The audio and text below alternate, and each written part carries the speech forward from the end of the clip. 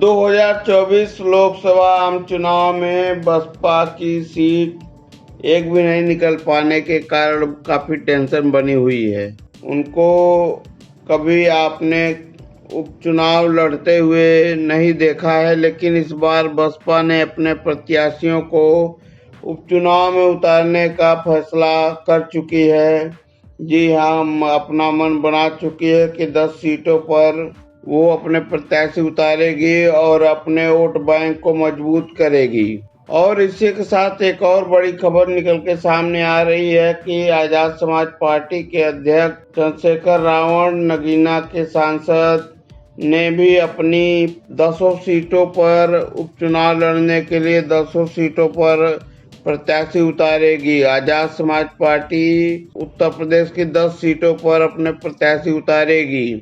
चंद्रशेखर के इस फैसले से बसपा के साथ साथ इंडिया गठबंधन की भी टेंशन बढ़ गई है। चंद्रशेखर के एक फैसले से सपा, कांग्रेस और बसपा की टेंशन बढ़ गई है।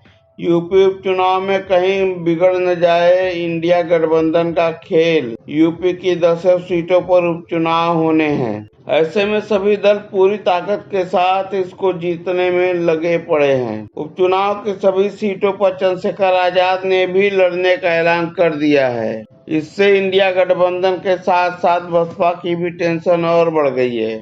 आपको बता दें कि चंद्रशेखर आजाद ने कहा यूपी की सभी सीटों पर उपचुनाव लड़ेंगे। इस फैसले से बसपा, सपा और कांग्रेस में टेंशन और बढ़ गई है। उपचुनाव में उतरने की घोषणा से सियासी समीकरणों का बदलना तय माना जा रहा है। उसके पहले मैं बता दूं कि नगीना से सांसद और आजाद समाज पार्टी कांशीराम के अध्यक्ष चंद्रशेखर आजाद ने साफ कर दिया है कि यूपी की सभी 10 सीटों पर होने वाले उपचुनाव में उनकी पार्टी प्रत्याशी उतारेगी।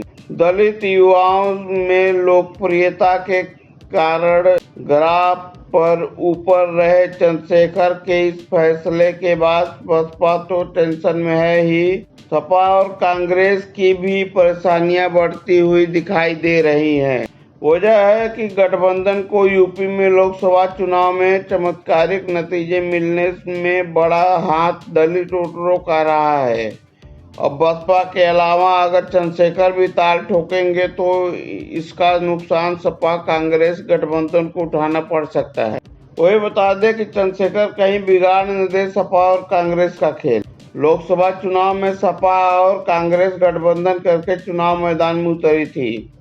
संविधान बचाने का नैरेटिव दलित वोटरों को इतना भाया था कि बसपा को छोड़कर वे गठबंधन के साथ चले गए। इसके अलावा युवाओं और किसानों ने भी अपने मुद्दों पर गठबंधन का साथ दिया था।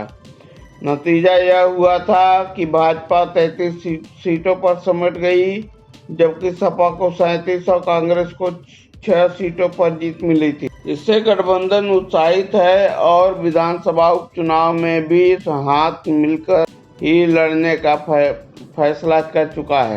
वहीं दूसरी तरफ बात करें चंद्रशेखर आजाद की, तो पहले वह भी इंडिया गठबंधन का हिस्सा होना चाह रहे थे, लेकिन जब बात नहीं बनी तो 2 सीटों पर मुकाबला लड़ा था। नगीना में आजाद खुद तो जीत गए, लेकिन डुमरियागंज सीट पर उनके प्रत्याशी को इतने वोट जरूर मिले कि उन्होंने इंडिया ब्लॉक के जीत की राह रोक दी थी। अब चंद्रशेखर सभी 10 सीटों पर उपचुनाव लड़ने की घोषणा कर रहे हैं। उन्होंने कहा कि इस बारे में पार्टी पदाधिकारियों से बात हो चुकी है, संगठन तैयार है, हमने सभी तैयारियां भी कर ली हैं। दलित वोटर सभी को चाहिए। लोकसभा चुनाव के पहले तक दलित वोटरों का एक बड़ा तबका भाजपा के पास आ जाता था, ऐसा माना जा रहा है। इससे पहले उसके वोट बैंक में अच्छा इजाफा दिखता था, जबकि बीते 4 दशक से बसपा दलित वोटरों की राजनीति करती रही है, लेकिन 2024 में उससे भी दलित वोटर छिटक गए थे। उनके इमेज में इतना बट्टा लगाया था कि बताया गया था कि वह बीजेपी की बी टीम है। वहीं बात सपा और कांग्रेस की करें तो बसपा के गठन के पहले दलित कांग्रेस का वोटर हुआ करता था। लेकिन तकरीबन 4 दशक से वह उससे रूठा हुआ सा दिख रहा था। इस चुनाव में वह उसके साथ आया था।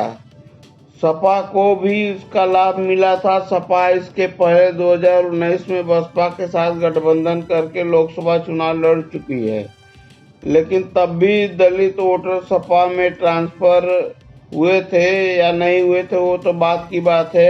अब जबकि कांग्रेस के मार्फत उसके पास दलित वोट बैंक आया और नतीजे में ऐसे परिणाम आए, तो सपा कांग्रेस किसी भी सूरत में दलित वोटरों को छिटकने देना नहीं चाहते हैं।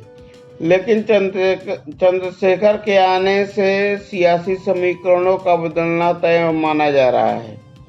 कितना बदलेगा यह तो उपचुनाव के नतीजे बताएंगे। अब देखिए, उन्होंने एक प्रेस कॉन्फ्रेंस किया है। उस प्रेस कॉन्फ्रेंस में उन्होंने कहा कि हम हमारे प्रदेश अध्यक्ष प्रत्याशी भी सेट कर चुके हैं, तैयार हैं। उनकी 10 सीटों पर उपचुनाव लड़ेगी पार्टी। आइए देखते हैं उन्होंने क्या कहा। आजाद समाज पार्टी उत्तर प्रदेश के सभी को लड़ो। हमारे प्रदेश अध्यक्ष जी कह रहे हैं और हमारे प्रदेश वाले की वो सभी सीटों पे बहुत मजबूत लड़ेंगे। आज मैंने उनकी तैयारी का भी वो लिया है। उनकी तैयारी सभी सीटों पे होगी। उन्होंने बूथ कमेटी, सेक्टर कमेटी सब तैयार कर लिया है। मजबूत प्रत्याशी आजाद समाज पार्टी अपने बलबूते सभी सीटों पर चुनाव लड़ेंगे।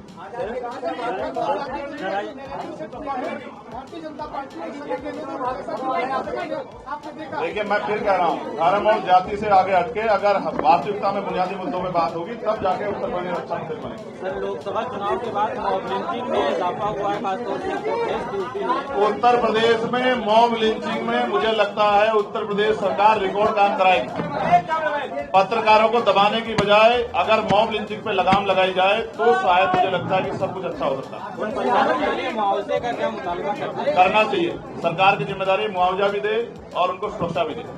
उल्टा अलीगढ़ में तो औरंगजेब के परिवार पे मुकदमा लिख दिया 7 लोगों को। अधिकारी दबाव में काम करें सब तक।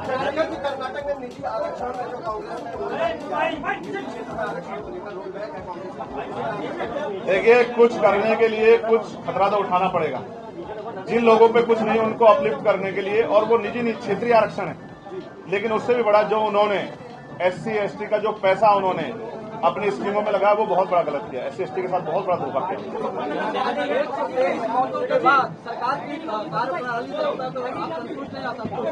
अगर संतुष्ट होता तो शायद आपसे उसका जिक्र नहीं करता। पूरे बाबत ऊपर FIR होनी चाहिए कि नहीं? मैं ये पूछना चाहता हूँ, रोका किसने है? पुलिस मेरे हाथ में क्या?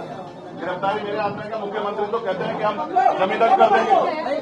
मुकर होकर आपकी आवाज या दूसरे का आवाज। मैं तो अलीगढ़ जाके कह गया कि जो भी दोषी है इतनी कठोर कार्रवाई करो कि दोबारा ऐसी घटना ना हो। मगर मैं पूछ रहा हूँ,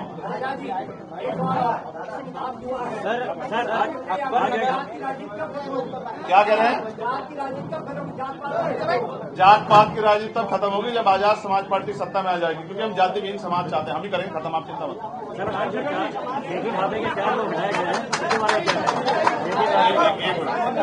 एक मिनट शांत हो जाओ। मैं विश्वास से कहता हूँ सभी के जवाब दूंगा। 1 मिनट रुक जाओ। क्या कह रहे हो भाई, बताओ। ठीक है, तो भैया हिस्ट्री थोड़ी सी पढ़ लो। मैंने एक रेजिमेंट जो अंग्रेजों ने जिसको रोक खत्म कर दिया था, मैंने उसको बहाल करने की मांग। हिस्ट्री पढ़ोगे तो पता लग जाएगा। सुनो, 1 मिनट। क्या जातियों की रेजिमेंट नहीं है भारत में? तो फिर क्यों तकलीफ हो रही है आपको? ये हमसे बड़ा देशभक्त है क्या कोई? सुनिए ना, 1 मिनट भाई। हमसे बड़ा देशभक्त है कोई? 4 गोली खा के फिर भी लड़ रहे हैं अपने लोगों के लिए, अपने देश के लिए। आपके 2 अक्सर राजगढ़ में जहाँ बुलडोजर चला था, कल मुख्यमंत्री वही पौधारोपण का कार्यक्रम करेंगे, आप क्या कहेंगे? हमारे घर को उजाड़ के चाहे पौधे लगा दो चाहे उद्योग लगा दो, ये जख्म भूलने वाले जख्म नहीं। मुख्यमंत्री ने विस्थापन के नाम पे जो दिया है, मुख्यमंत्री को वहां भी एक बार घूम के आना चाहिए। उन कमरों में लाइट की व्यवस्था नहीं, अभी से वो मकान छूने लगे हैं। पूरी बरसात में कैसे मुकाबला करेंगे? किस आधार पे किया है? और 5 लाख रुपए थोप दिए बस्ती। ये गलत है, ये गलत है। गरीबों को जानना बंद करे सरकार, ये ठीक नहीं। हम इसका विरोध करें।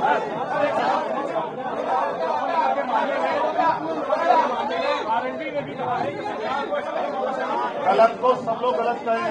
और आप इनके बातों से कितना सहमत है, आप अपनी प्रतिक्रिया जरूर दें। तब तक के लिए साथियों नमस्कार।